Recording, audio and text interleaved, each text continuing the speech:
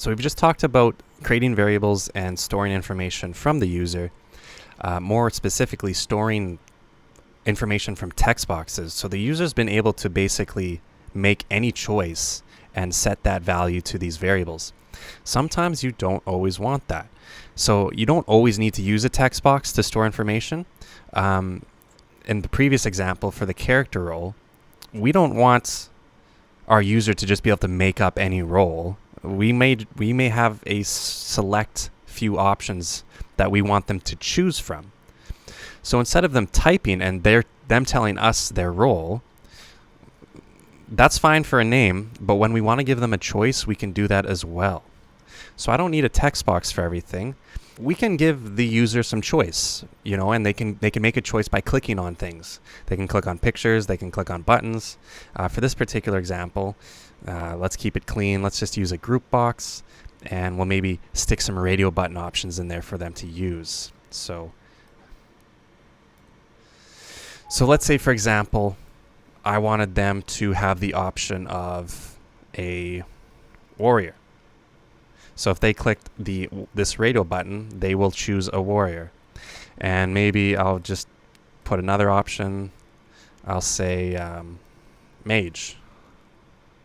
Because I don't want them to be able to just make up whatever they want. So I want them to be able to choose from certain options that I'm prepared to give them. And quick refresh, radio buttons, make sure your tab stop is off if you don't want them to be selected when you run your program. Awesome. So this is a bit of a review. In my code under the partial, I would create a string variable to hold whatever role it is that they are using. Now remember, variables don't need to have an initial value. But if you wanted to start them off as a warrior, maybe your game is set up to basically give them a default option, so at least they have something and it's not completely empty. That's not a bad idea either, right?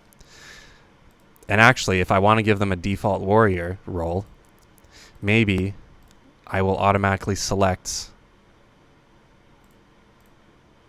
the warrior radio button. Oops.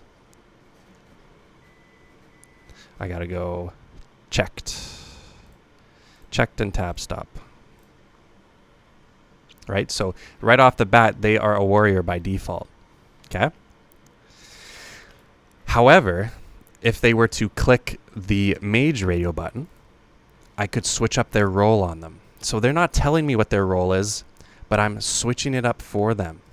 So I'm saying that role is equal to mage because they clicked on the mage radio button.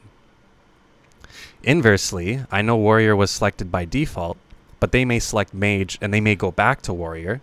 So in my warrior radio button, tongue twister, I'm going to set their role back to a warrior.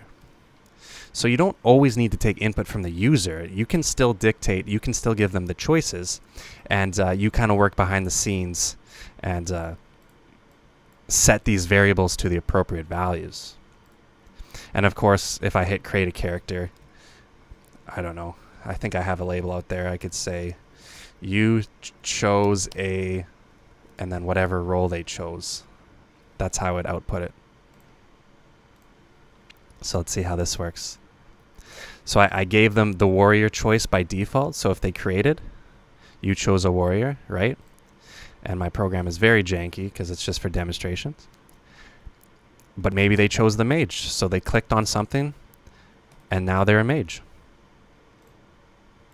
And they could also switch in between these. It doesn't matter, yada, yada, yada, yada. And whatever one they land up on, you chose a warrior.